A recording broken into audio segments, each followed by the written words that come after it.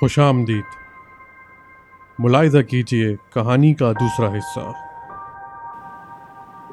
चंद साल बीत जाते हैं।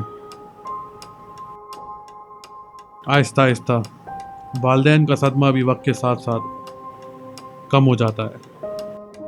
एक बाप और एक शौहर बन चुका होता है। तैयार करता है कि अपने बच्चे को वो गलतियां दोहराने नहीं देगा जो उसने दोहराई हैं। जानवरों से प्यार पे खुसूसी तरबियत देता है। बेटा 6 बरस का हो जाता है। पापा पापा, जब आप घर आएंगे ना तब हम लोग बहुत सारा खेलेंगे, बहुत मजा आएगा। बहुत तेज और बाप की तरह बिल्कुल शरारती होता है। अमजद तरबियत अच्छी कर रहा होता है, अपनी ज़िंदगी से मुतमईन होता है और अपने माजी को भुलाने की भरपूर कोशिश कर रहा होता है।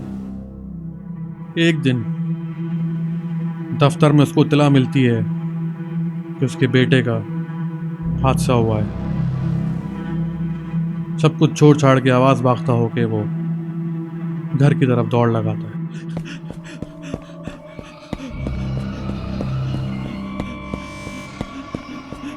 घर पहुंचता है तो देखता है कि उसके बेटे के दोनों हाथ और दोनों टांगें काली पड़ गई होती हैं।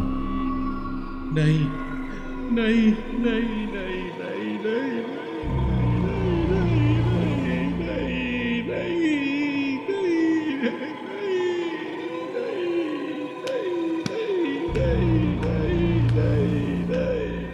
अपने आप को ज़ारो कतार रोते हुए पीट रहा होता है, कोस रहा होता है और थोड़ी ही दूर घर से बाहर कव्वे की आवाज़ उसको बुला रही होती।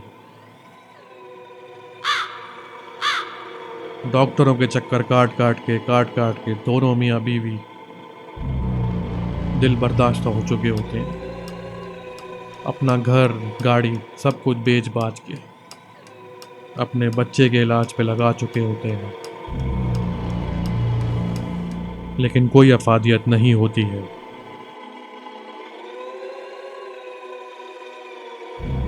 बिलाखिर दोनों हाथ और दोनों पाँव मजीद की तरह काटने पड़ते हैं। उसकी बीवी ये सदमा बर्दाश्त नहीं कर पाती है और ज़हनी तवाज़ुन खो बैठती है। दूसरी तरफ उसके बेटे की तबीयत नहीं संभलती है। हाथ पांव काटने के बाद भी तबीयत मज़ीद नासाज हो जाती है। उसका बेटा जिंदगी की जंग हार देता है।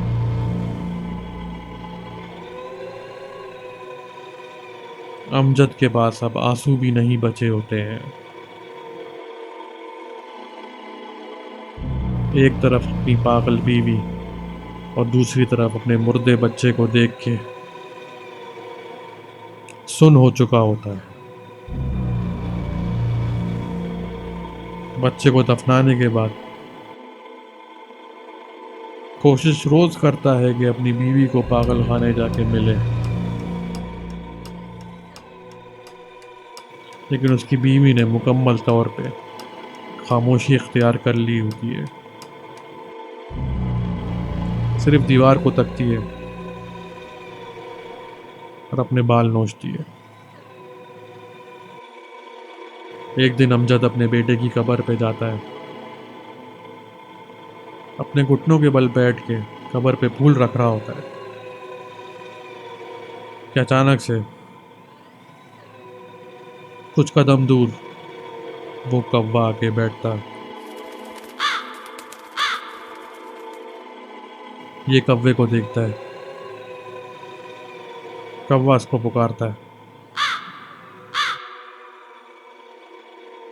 मुझको माफ कर दो, मुझसे बहुत बड़ी गलती सरजद हो गई है, मुझको माफ कर दो, मुझको माफ कर दो, मुझको माफ कर दो, मुझसे बहुत बड़ा गुनाह हो गया है, मुझे माफ कर दो, मुझे माफ कर दो। कौवा अपनी गर्दन टेढ़ी करके उसको देख रहा होता है। दोबारा आवाजें लगाता है, और उड़ के चला जाता है। इस वाक़ये को 20 साल बीत चुके होते हैं। एक दिन अमजद पागल खाने पहुंचता है, इस उम्मीद से कि शायद आज का वो दिन हो कि उसकी बीवी उससे बात कर ले। लेकिन जैसे ही वो अंदर दाखिल होता है, उसको इत्तला मिलती है कि उसकी बीवी दम तोड़ चुकी होती है। अमजद बिल्कुल दिल बर्दाश्ता हो चुका होता है, लेकिन कहीं ना कहीं ये सोच रहा होता है कि शायद ये बेहतरी के लिए हुआ है और अब वो कब्र में सुकून करेगी। अमजद सर्द खाने में अपनी बीवी की लाश के पास जाता है। उसकी बीवी बिल्कुल पुरसुकून तौर पे हमेशा के लिए सो चुकी होती है और उसके चेहरे पे एक सुकून होता है। अमजद को ये देख के बहुत सुकून मिलता है। बीवी के बालों के पास कुछ काले पर पड़े हुए होते हैं। अमजद उसको बड़े ताज्जुब से देखता है और उठाता है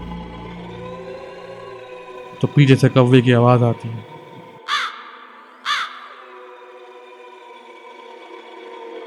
सर्द खाने की खाली मेज पे कौवा बैठा हुआ होता है और अमजद को देख रहा होता है।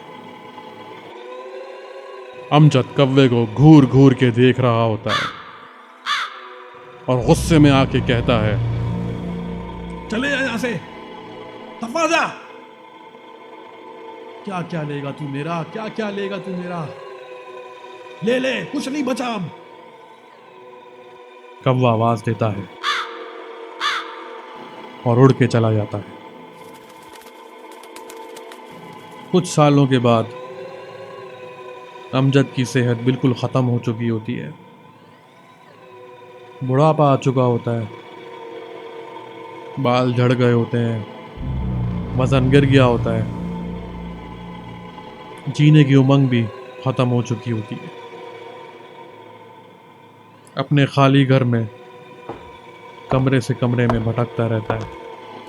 कभी अपने वालिदैन को तलाश करता है तो कभी अपने बेटे और बीवी को, लेकिन वहाँ अब सिर्फ उनके साए होते हैं, सिर्फ उनकी यादें होती हैं और कुछ नहीं होता। अपनी ग़िज़ा पे भी ख़ास तवज्जो नहीं दी होती है। बहुत सी मोहलक बीमारियां हो चुकी होती हैं। खांस खांस के बुरा हाल हो चुका होता है।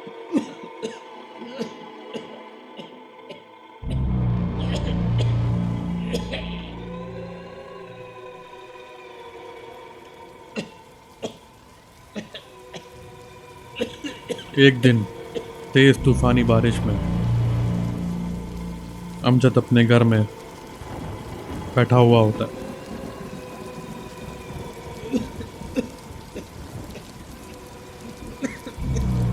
मुसलसल खांस रहा होता है। बारिश बहुत गरज चमक के साथ हो रही होती है। सारी खिड़कियां खुली हुई होती हैं। बारिश के साथ तेज हवा भी घर के अंदर आ रही होती है, लेकिन अमजद को कोई परवाह नहीं होती। तेज तूफान के साथ अचानक से जोर से बिजली चमकती है, जिसकी आवाज़ से अमजद हिल जाता है।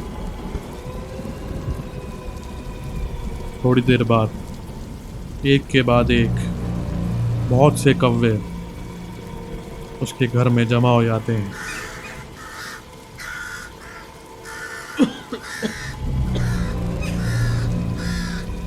सारे उसकी तरफ बढ़ रहे होते हैं और आवाज़ें लगा रहे होते हैं। अमजद उस कौवे को तलाश कर रहा होता है। पीछे मुड़ के देखता है तो वो कौवा उसके पीछे बैठा हुआ होता है। वो उठ के उस कौवे के पास जाते हैं और मुस्कुरा के कहता है, अब तो हम दोनों का भी कुछ नहीं रहा है सिवाय एक दूसरे के। मुझको ले जाओ यहाँ से, अब और बर्दाश्त नहीं कर सकता मैं, अब और नहीं जी सकता।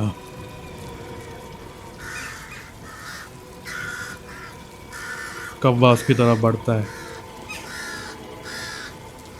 और उसके मुंह को नोचना शुरू कर देता है।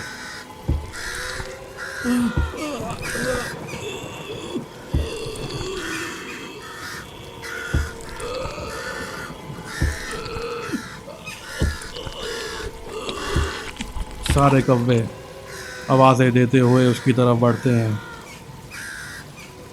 और उसको जिंदा नोचना शुरू कर देते हैं। कोई आँख की तरफ चोंच मार रहा है तो कोई बाजू की तरफ, कोई रान की तरफ चोंच मार रहा है तो कोई पीठ की तरफ, और आहिस्ता आहिस्ता उसको नोच नोच के सिर्फ उसका खून में लथपथ ढांचा छोड़ देते हैं।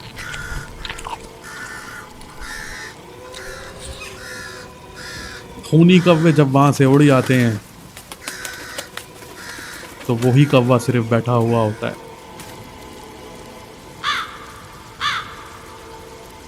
ढांचे को देख रहा होता है।